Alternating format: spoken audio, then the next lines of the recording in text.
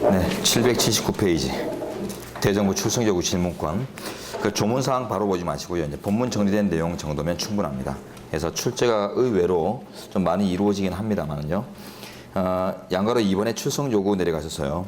국회는 그 의결로 국무총리나 국무위원 또는 정부위원회 출석을 요구할 수 있는데 의원 20인 이상의 발의가 있어야 되고요. 몰라도 됩니다. 자, 출석 요구를 받은 국무총리 위원은 바로 밑에 있는 국무위원 또는 정부위원으로 하여금 대리 출석 답변도 가능하고요. 또한 본회의나 위원회는 대법원장, 헌재소장, 중선의장, 감사원장 또는 그 대리인의 출석을 요구할 수 있으며 대통령은 출석 발언할 권한은 있지만 출석 답변할 의무는 없다는 것이 국무총리, 국무위원과의 차이점입니다. 그래서 국무총리, 국무위원 등은 출석권도 있고 권한도 있고 또 국회의 출석 요구에 응해야 될 의무도 있는데 대통령은 권한만 있어요. 자, 그 정도 체킹하시고 그다음 바로 위에 줄도 그것도 조금 의미는 있는데 됐습니다. 됐고 그 전으로 돌아가세요. 전 페이지 다시 돌아가서 맨 위에 이제 헌법 조문 정도는 이제 보셔야 되겠죠. 자, 헌법 62조 1항 국무총리, 국무위원 또는 정부위원은 국회나 위원회에 출석하여 국정 처리 상황을 보고하거나 의견을 진술하고 질문에 응답할 수 있다. 자, 그다음 2항 국회나 그 위원회 요구가 있을 때는 국무총리, 국무위원 또는 정부위원은 출석 답변하여야 하며 1항에서는 권한 설정, 2항에서는 의무 설정이죠. 자, 그 다음에 81조 오면 대통령은 국회에 출석하여 발언하거나 사안으로 의견을 표시할 수 있다. 권한만 주어져 있죠. 의무는 없고요. 요걸 아까 우리 본문 줄된 부분에서 봤고요. 요게 이제 헌법 조문사항으로서 상당히 중요합니다. 이게 대통령의 위상, 대통령제의 취지 이런 것들 때문에 이제 대통령은 권한만 있습니다. 자, 다음 페이지로 가서 3번 질문에서요. 질문과 질의의 비교는 됐고요. 자, 나 질문의 유형으로 들어갑니다. 여기가 이제 출제 포인트고요. 자, 대정부 서면 질문, 대정부 구두 질문, 긴급 현안 질문 요 세 가지로 구성되는데 대정부 서면 질문이 가장 정식의 방법입니다. 그래서 서면으로 질문하고 서면으로 답변하고 이런 거라서 가장 정식이기 때문에 통제 요소가 거의 없어요. 근데 대정부 질문이라고도 하고 또 대정부 구두 질문이라고도 하는데 우리 주로 이제 TV에 대정부 질문에 이제 들어갔다 이러면은 이제 B를 얘기하는 거예요. 요거는 구두 질문이기 때문에 즉 비정식이기 때문에 통제 요소가 달려 있어요. 대표적인 통제 요소가 셋째 줄입니다. 줄 그세요. 질문 요지서를 의장을 통해 질문 시간 48시간 전까지 정부로 송부해야 됩니다. 근데 이렇게 외우지 말고 더 압축하세요. 밑에 질문 요지서 대정부 사전 제출.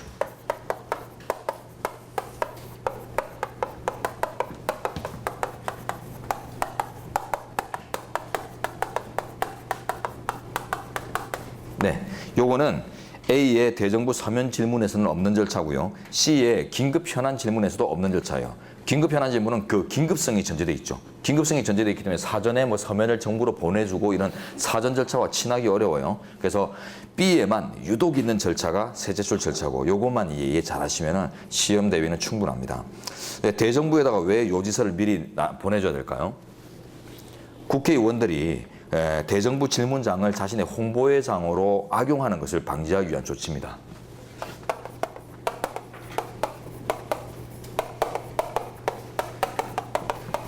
대정부 구두 질문을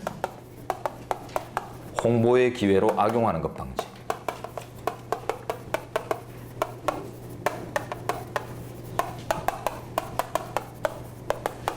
방지하는 측면, 이걸 갖고 있어요. 국회 사당 이런 식으로 생겼죠.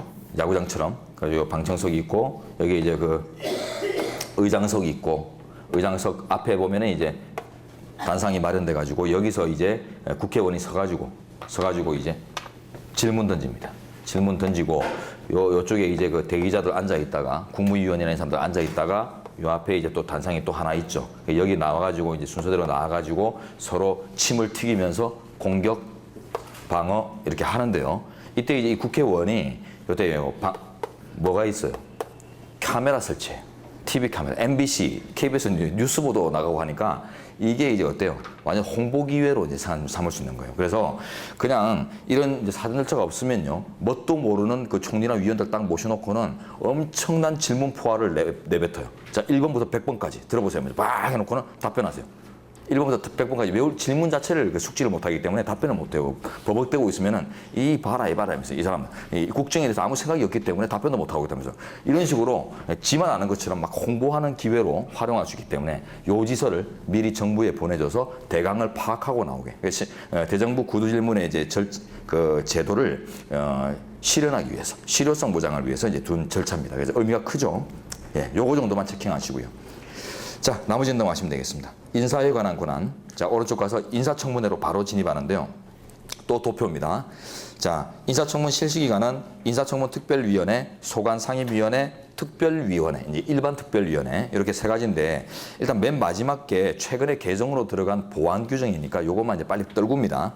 자, 읽어보시면 상임위원회가 구성되기 전에 상임위원회에 인사청문 요청이 있는 경우에 빨리 특위를 구성해서 처리하는 이런 대안의 보충 규정입니다.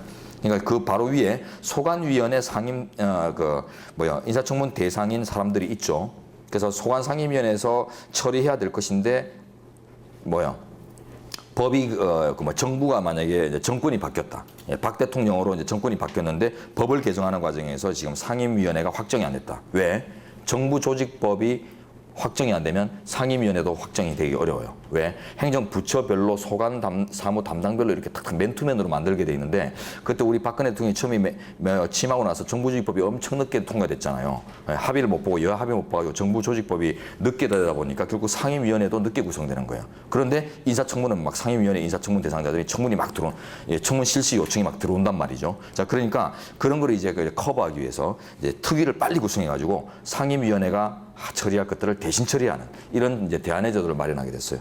자, 그 정도 기능만 파악하셔서 넘기시면 이제 위에 인사청문 특별위원회와 소관상임위원회, 소관상 이제 분장, 예, 그것만 구별하시면 돼요.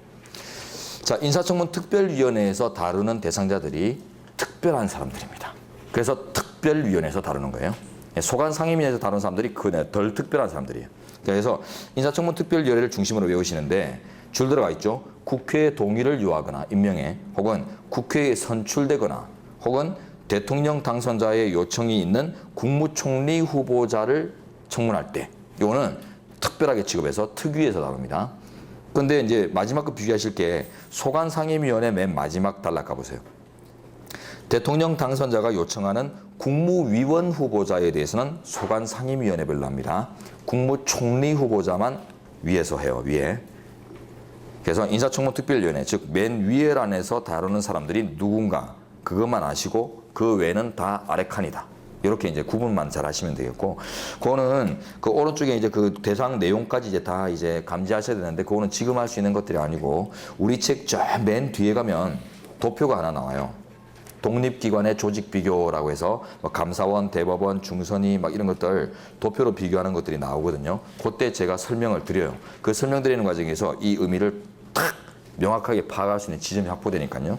설명을 뒤로 미루도록 하겠습니다. 그럼 지금은 여러분 체크하실 게 국회 동의, 국회 선출, 대통령 당선자 요청의 국무총리 후보자, 총리 후보자 이 셋은 인사청문 특위의 인사청문 대상이다. 요거만 지금 기억해 놓으시면 되겠어요. 자, 절차와 방법은 다음 페이지 본문에서 처리합니다.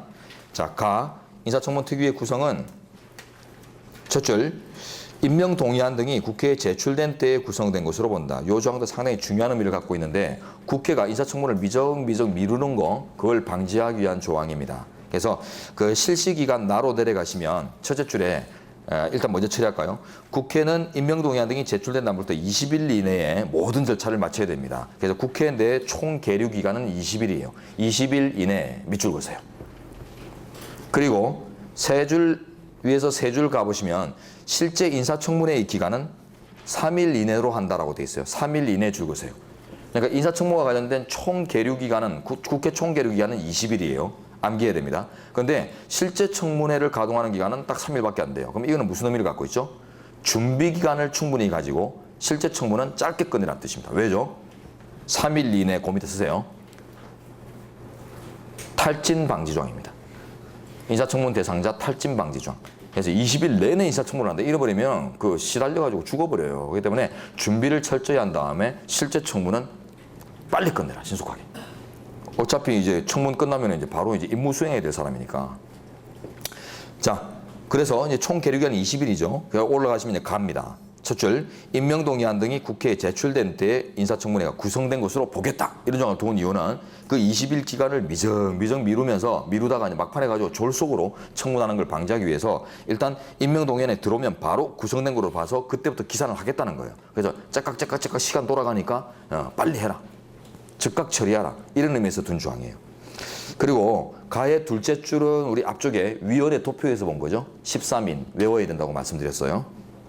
자, 그 다음 다로 내려갑니다. 인사청문 결과의 효력, 법적 구속력 없습니다. 줄에 들어가시면 법적으로 국회 인사청문회의 견해를 수용해야 할 대통령의 의무는 없다라고 헌재 판례가 존재해요. 네, 뭐 권고적 효력 정도 이렇게 이제 인정해요. 그 다음 이제 국회의 자율권요. 자율권 내용 오른쪽 2번으로 가시면 그 논술쟁점에서 이미 처리가 돼야 될 부분인데 논술쟁점으로 올라가 볼까요? 1번. 자, 동그라미 1번부터 해가지고 이제 내용이 나오죠. 규칙 자율권, 또 2번에 신분 자율권 나오죠. 예, 앞머리에 다 동그라미 치세요. 두 문자. 규칙 자율권, 신분 자율권, 조직 자율권, 의사 자율권, 질서 자율권. 앞머리에 다 두 문자 치시면 순서대로 규신 조의질 이렇게 외워두셔야 됩니다. 예, 국회 자율권에 관한 사법심사가 가능한가 이런 논의로부터 시작해가지고 예제가 사례형 문제가 예제가 형성되기 때문에 이거 일반론으로 쓰셔야 되거든요. 배점 5점. 예, 그래서 규신 조의질 의미가 있습니다. 예, 야수꾼이 신사참배 이런 생각하면서 일본은 귀신들한테 조의질하고 난리 났죠, 그죠? 예, 그래서 쓸데없이 귀신들한테 조의질을 하고 있다 이런 의미에서 규신 조의질.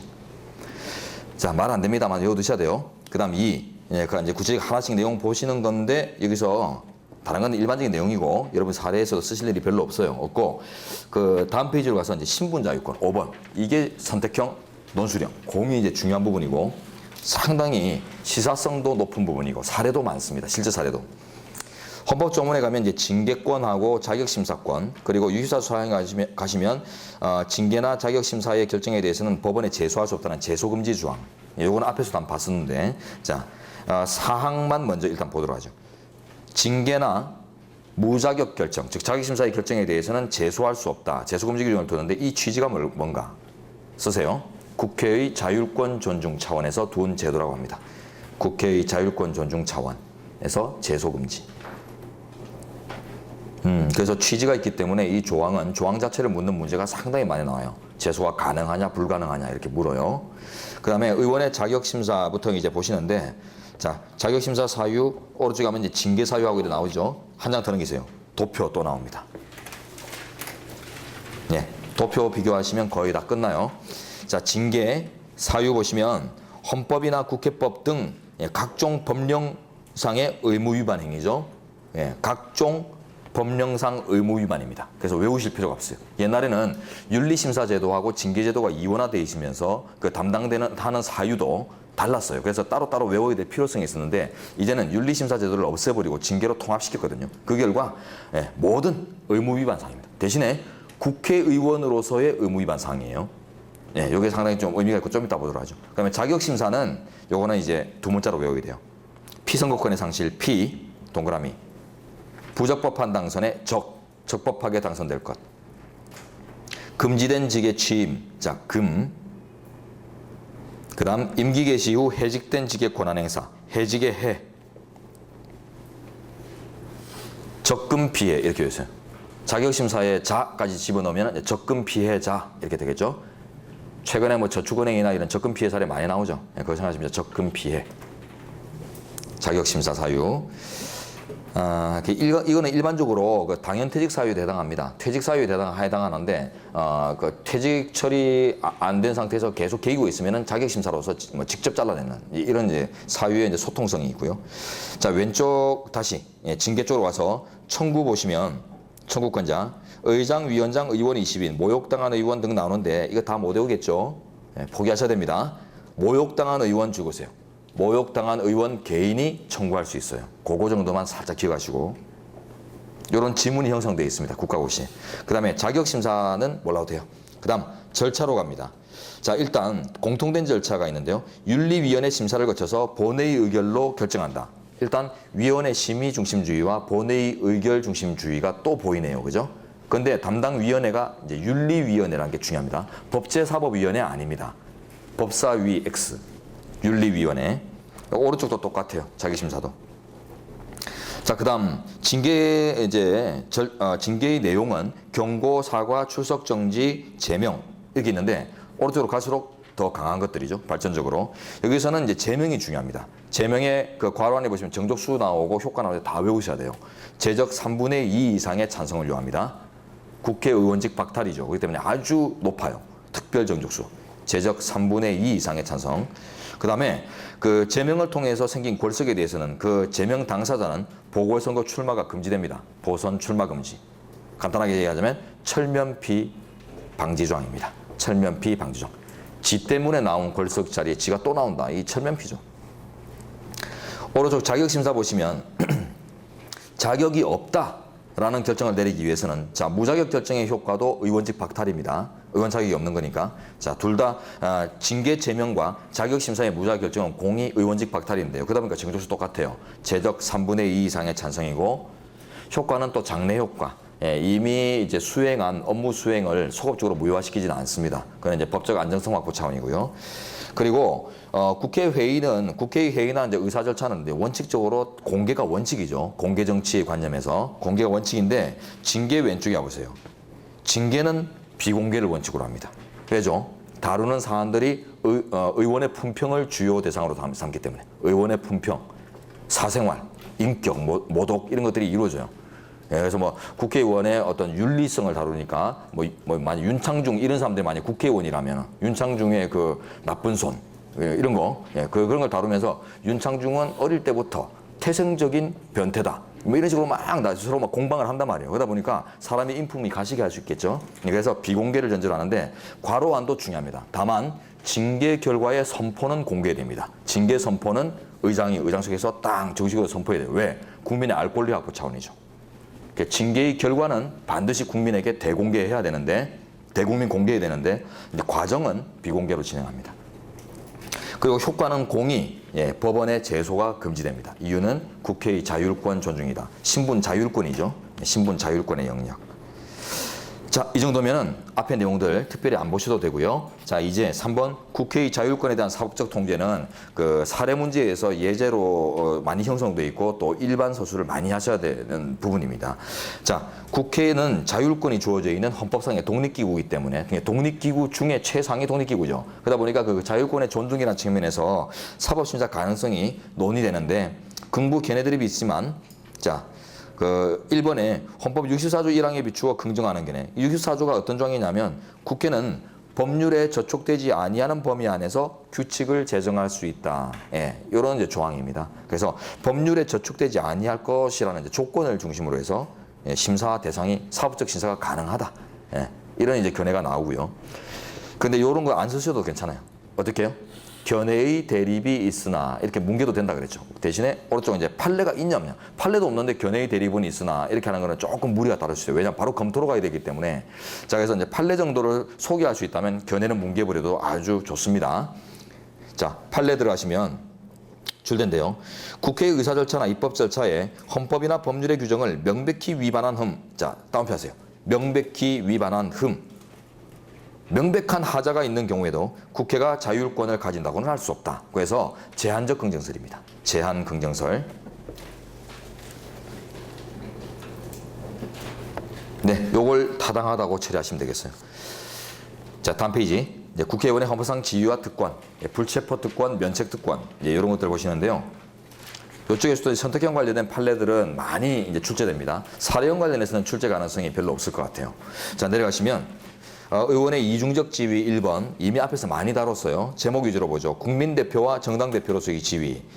상호 상충하는 측면이 있지만은 이들의 관계를 이제 조화롭게 봐야 되죠. 양가로 2번 가시면 줄된데요. 국회의원의 정당대표성이 국회의원의 국민대표로서의 지위를 실현하는 방편이라는 점을 고려할 때, 즉 대의 현상이 변모된 것에 불과하다. 대의제의 본질이 바뀐 건 아니다. 이런 의미로 보기 때문에 국회의원의 정당대표성을 이유로 국민대표성을 부인하는 결과가 돼서는 안 될 것이다. 그래서 국민대표를 잘 실천하기 위해서 정당대표 의미가 가미되었다. 이런 식으로 이해를 하죠. 개별적 대의 현상에 집단적 대의 현상화. 저번에 다 했던 거예요. 강부자 사건 할 때. 자, 그다음 구체적 문제. 국회의원의 탈당과 의원직 상실. 강부자 사건에서 제가 말씀드렸던 조항입니다. 예, 강부자 사건에서는 그 비례대표 의원이 탈당을 했다고 하더라도 이렇게 의원직을 박탈하는 조항들이 없었어요. 그래서 탈당 그 자체만으로 권력이 생기지 않는다. 이런 이제 결론을 내렸죠. 그러나 별도의 법률 규정이 있는 경우는 변론으로 하겠다라고 하면서 이런 규정이 있는 것도 가능하다고 밝혔어요. 그래서 이 이제 현행법 192조상 들어가시면요. 줄텐데 비례대표 국회의원 또는 비례대표 지방의원이 소속 정당의 합당 해상 또는 제명 이외의 사유로 그 외의 사유로 당적을 이탈 변경하거나 그 밑에 쓰세요. 요까지가 뭐냐면 자의적 탈당이라는 뜻입니다. 자의적 탈당. 합당, 해산, 제명 이거는 자의적인 게 아니죠. 자기가 원하지 않더라도 이런 결과가 나올 수 있기 때문에 자 자의적 탈당 그리고 두 번째 둘 이상의 당적을 가지고 있는 때 자 요 밑에는 복수 당적 보유라고 써요. 그래서 자의적 탈당 내지 복수 당적 보유 시는 또 첫째 줄 다시 올라가세요. 비례대표 국회의원 또는 비례대표 지방의원이라고 했죠. 비례대표 아무데나 따옴표 칩니다. 지역구 의원은 지역구 의원에 관한 조항 아니에요. 그래서 이렇게 압축할 수 있어요. 비례대표 의원의 자의적 탈당 또는 복수당적 보유 시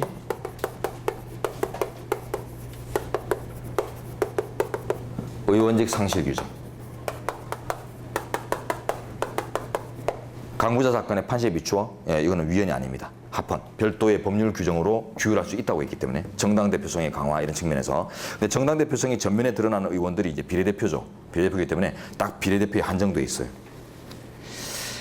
자, 근데 이제 지역구 의원까지 다 포함해서 정당 기속성을 추구할 수 있는가 이런 것들은 우리 헌법에도 없고 법에도 없어요. 그러나 우리 헌정사에서 제3공화국 극단적 정당 국가에서는 정당 기속성, 즉 극단적 정당 국가 지향을 규정했었죠. 그 내용이 뭐 관련돼서 나오겠죠. 오른쪽에 가시면 이제 나옵니다.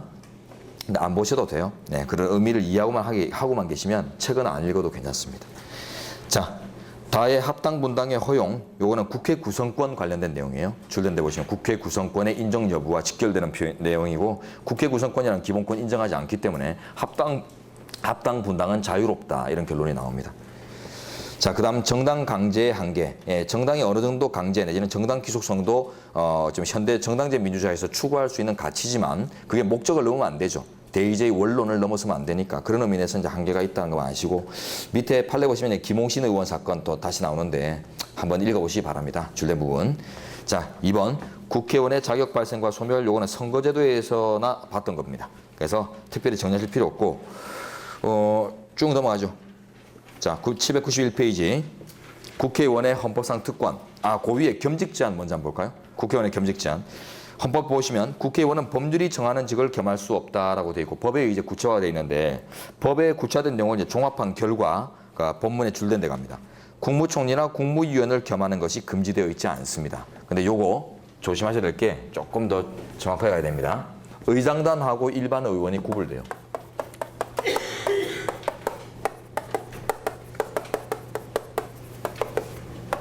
의장단은 국무총리, 국무위원 등 겸직이 안 돼요. 다른 겸직하면 안 됩니다. 국무총리 등 겸직 안 돼요. 그러나 일반 의원들은, 일반 국회의원들은 국무총리 등 겸직이, 장관직 겸직이 가능합니다. 장차관직 겸직 가능.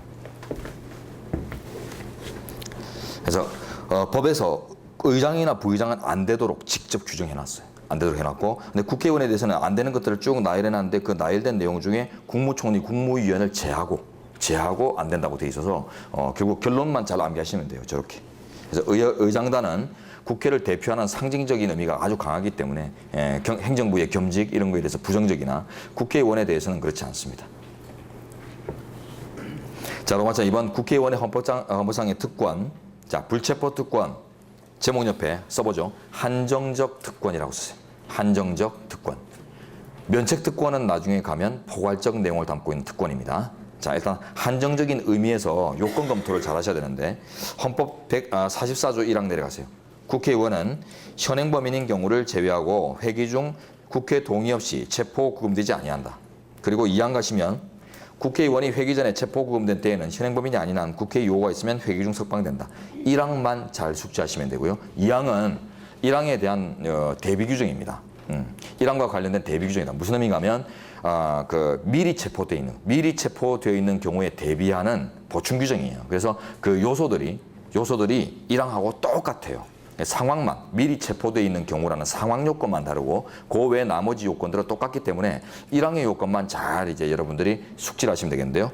자, 국회의원은 주체 한정입니다. 국회의원에 한정되어 있고 국회의원의 보좌관이나 비서관 등으로 확장하지 않습니다. 외국의 입법례와 다르고요. 특권은 예외이기 때문에 예외적 권한의 이제 엄격 해석 이런 측면에서 한정시킵니다. 다음 현행범은 제외되죠. 현행범은 특권 못 누립니다. 자, 그다음 회기 중에만 누립니다. 회기 중 요건. 그다음 국회의 동의 요건이 들어가 있어요. 국회가 동의하면은 또 체포 구금 가능해요. 국회 동의 없이는 못 한다고 했으니까. 자, 그러면 지금 이제 여기서 제일 중요한 조건은 뭐냐면 회기 중 요건과 국회 동의 요건입니다. 회기 중 요건, 국회 동의 요건, 이 2대 요건은 놓치면 안 돼요. 자, 이렇게 이제 요건이 다 한정돼 있죠. 그래서 이제 한정적 특권이라고 하는 거예요. 그래서 한정적이다라는 의미를 이런 조문의 이제 요건을 통해서 여러분들이 좀 숙지, 연습을 하셔야 되고, 이제 2항은 이제 요걸 아신다면 2항은 아주 쉬워요. 들어가 보죠. 국회의원 나왔죠. 한정.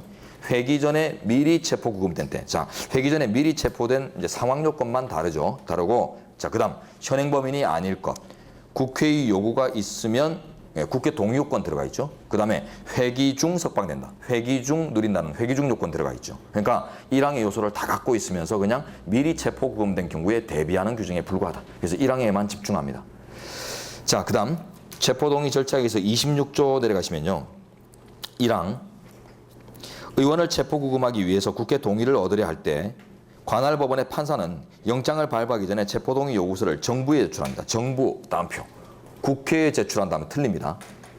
정부에 제출하고 그러면 정부가 국회에다가 대신 제출해 줍니다. 자, 요거는 오른쪽 여백에 쓰시는데 왜 국회 동의를 받는데 국회에다 제출하는 게 아니라 정부에다 제출하는가? 법관이. 자, 법관이 정치적 논쟁에 휩싸이는 것을 방지하는 조항이에요. 법관의 정치적 논쟁 방지 뭐 이런 식으로 이제 압축해도 되겠고요. 좀 더 쉽게 가자면은 색깔론에 빠지는 것을 방지하기 위한 것입니다. 그래서 어떤 모 지법의 판사가 해당 A 국회의원에 대해서 체포 동의를 요청해 왔다. 그것도 국회에다. 그럼 국회에서 제일 먼저 나오는 게 어떤 거냐면 법관 깍입니다. 법관 깍이부터예요. 국회의원들이 그때는 이상하게 여야 합의 안 했는데도 여야가 똑같이 나서 가지고 법관을 까요. 그래서 저 법관은 빨갱이인가 보다. 국민의 대표를 갖다가 함부로 저렇게 취급한다 하면서 그 과거의 행적 뭐 이런 거 하면서 뭐 이 진보적인 판시를 내려면서 빨간 색깔이 보인다는 등 하면서 난리가 나요. 그러면서 뭐 방탄국회 운영하려고 노력하고 뭐 이러죠. 그럴 때만 합심해요. 의원들은. 그러니까 그 색깔론, 정치적 논쟁에 법관이 빠져서 결국 사법부의 독립 내지는 재판의 독립이 훼손되는 걸 방지하기 위한 조항이 이 조항이에요. 그래서 정부가 대신 총을 피를 흘려준다 이런 뜻을 갖고 있어요.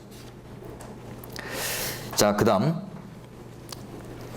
나머지는 넘어가셔도 좋겠습니다. 자, 다음 페이지 가서 계엄법 13조 가시면 이제 불체포 특권이 강화되어 있습니다. 계엄 시에는. 자, 계엄 시행 중 국회의원은 현행범인 경우를 제외하고는 체포 또는 구금되지 아니한다.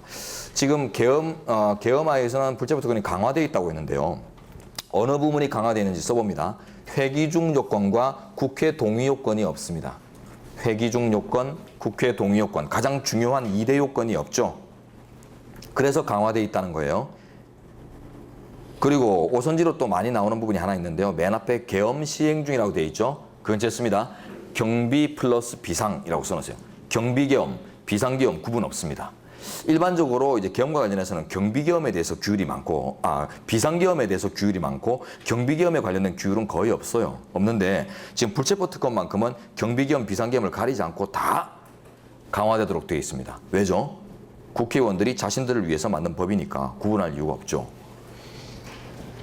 자, 그 다음 특권의 의의로 내려가시면 줄된데요. 국회 자체의 특권인 동시에 의원 개인의 특권으로서의 성격을 아울러 가진다고 합니다. 그 의미는 근데 둘 중에 의미 중에 어떤 게 이제 더 주된 것이냐면 국회 자체의 특권으로서의 의미가 더 강합니다. 면책 특권도 마찬가지예요. 그래서 국회의 국회 운영의 원활을 기하기 위한 제도입니다. 국회 운영의 원활.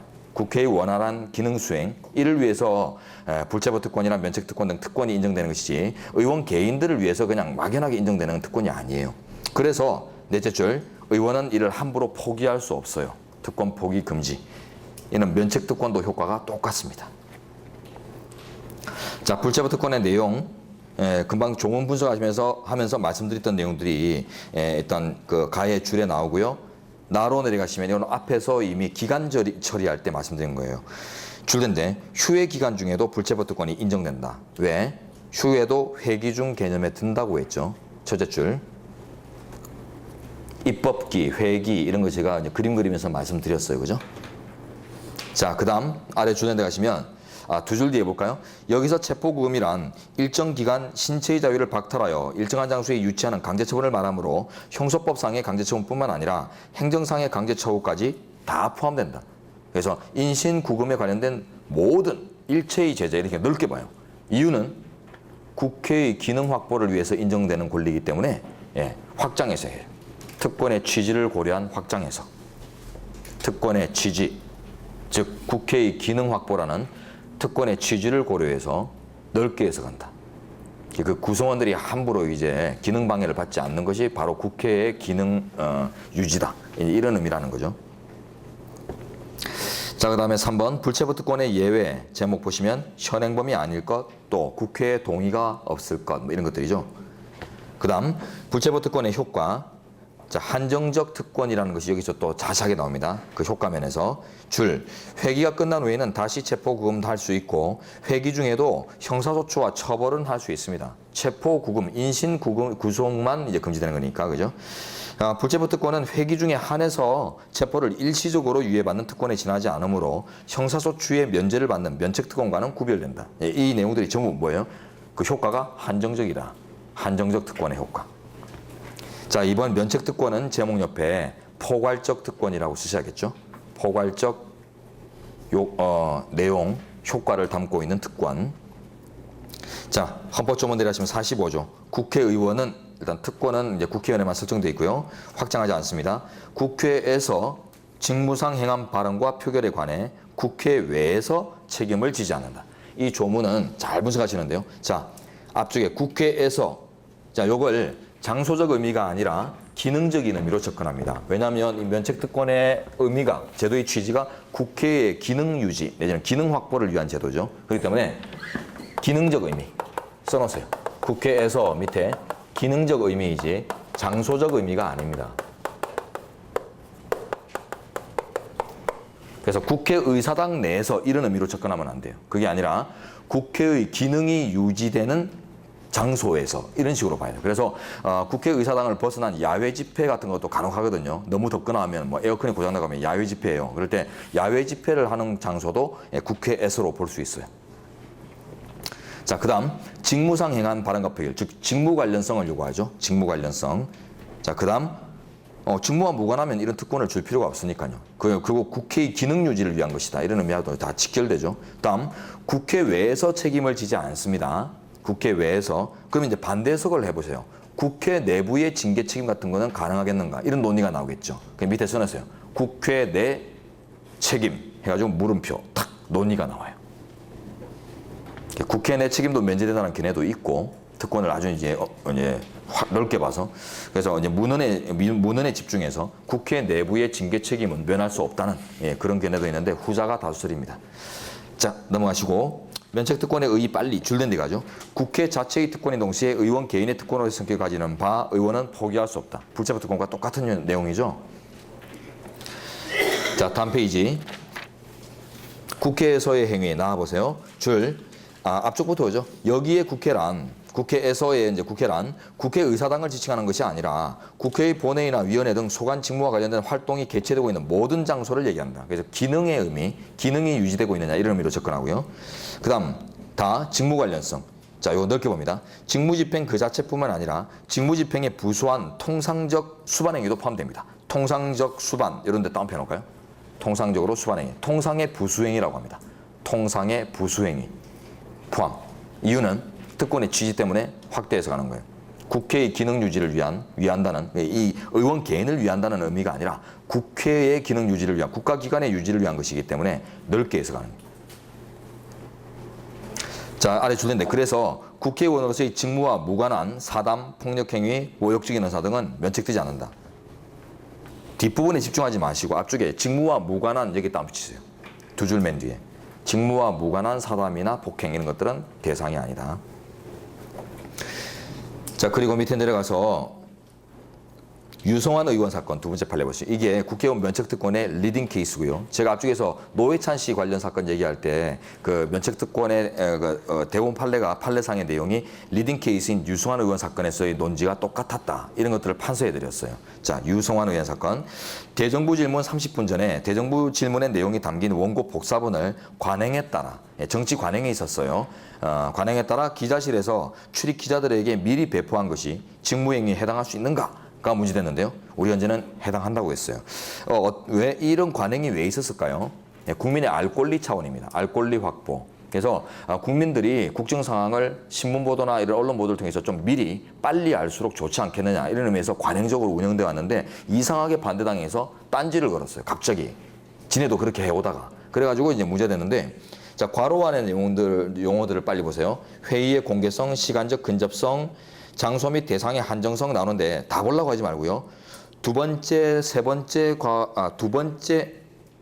정도 괄호 안의 내용에 줄 걸어주세요. 시간적 근접성, 그 다음에 밑에 장소 및 대상의 한정성 이 정도 줄을 그어보시고 요것도 그대로 쓰지 말고요. 만약에 사례 사안이라 친다면 시간적, 장소적 근접성 이런 식으로 이제 뭉뚱그리세요.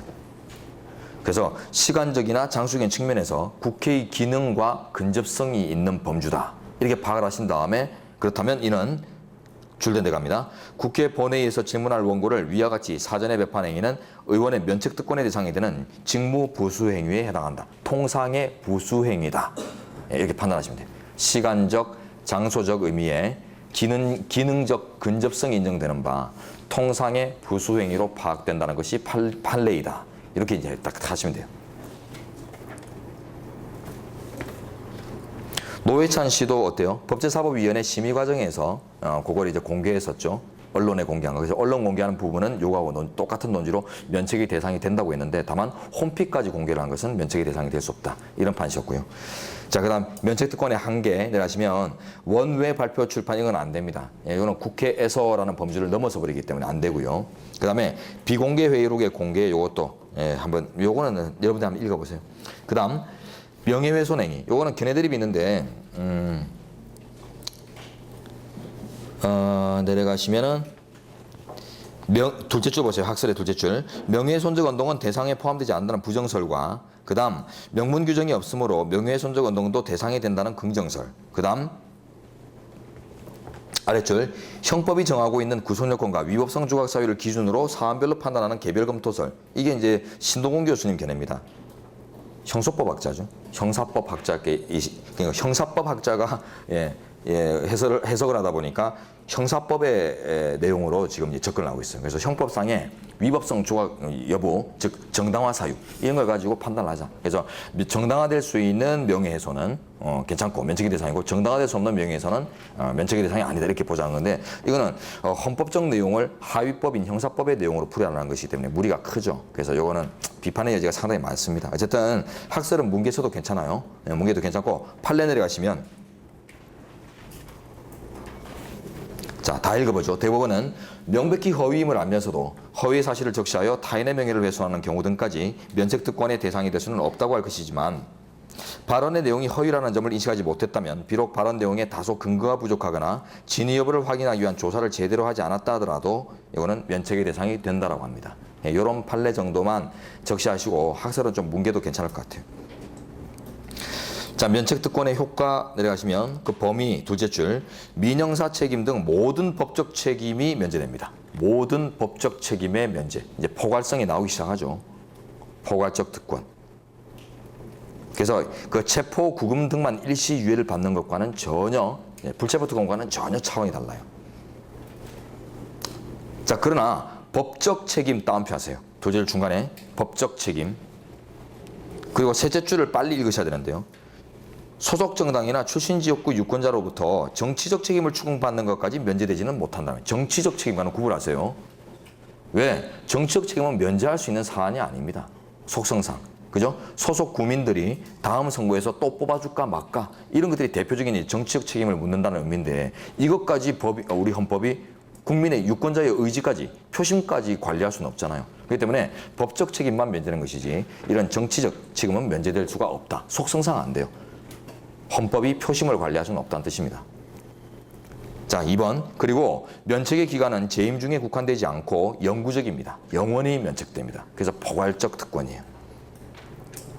자, 그리고 내려가서 특권의 이제 효과와 관련해서 인적 처벌 조각 사유로 이해하죠. 우리 판례는 인적 처벌 조각 사유.